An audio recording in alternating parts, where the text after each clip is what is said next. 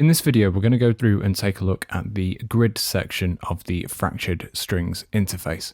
We can access the grid from the top menu of the plugin and choosing the grid option. If you'd like to learn about the top section of the user interface, the preset menu, and also the top menu, please do check out the video on the standard user interface. So looking at the bottom of the user interface, we can see here there is a huge grid. Now up the y-axis of the grid, we can see color-coded a range of different techniques. So at the top we have the fourths followed by the minors going down to the majors. And then across the x-axis at the bottom, we have a range of keys.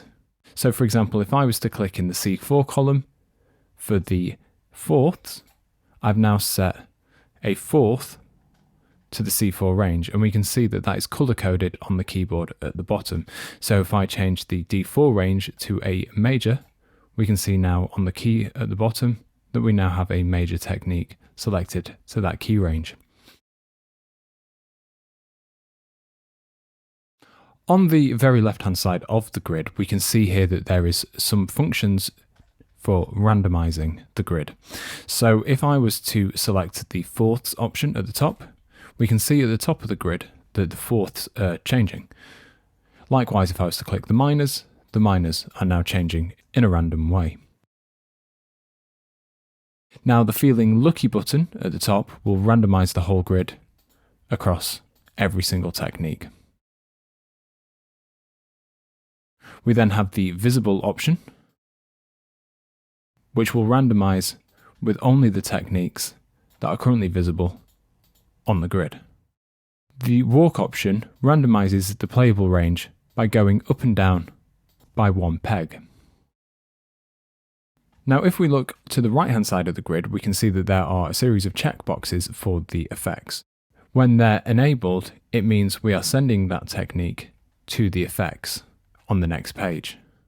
To the right of that, we then have the volume per technique, so we can create our own little mix. And we then have a pan, so we can separate out the techniques in the stereo field. Moving through the interface, we then have the effects pages. We have tape saturation to the left, we have a delay in the middle, and also a reverb. The tape saturation controls the amount of tape saturation heard on the signal. You can think of this as the amount of drive. The gain option operates as a volume control, and it allows you to change the gain additional to the amount of saturation that you're adding. The warmth control will dial in a little bit of lower mids, and it will feel like the sound is in general just thickening up. The high frequency roll-off will attenuate the top end frequencies of the effect. Moving to the delay in the middle, the control at the top is how much signal is being sent to the delay. The time changes the spacing between delays in milliseconds. The dampening control, when increased, rolls off more top end per echo that is heard. This means for the more echoes we hear, the darker it gets over time. Increasing the pan all the way up to 100 will give you a ping pong effect, whereas if it's all the way at 0, that will be more of a stereo delay. The feedback is how many echoes will be returned to you, and the return is the level of the delay effect. To the very right of the effects pages, we have the reverb control.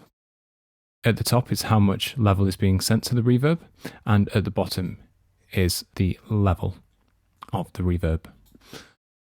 Moving through, we then have the mixer pages, where we can use the arrows at the bottom to toggle to see more signals. We can unload a signal by turning it down and turning another one up to load it, or we can use the toggles below the faders. Moving to the right, we then have an ADSR, which is attack, decay, sustain, and release. The attack time is how long it takes for that sound to fade in from 0.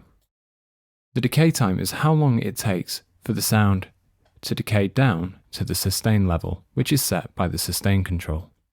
The sustain level is the volume the sound will be for the duration of the note press.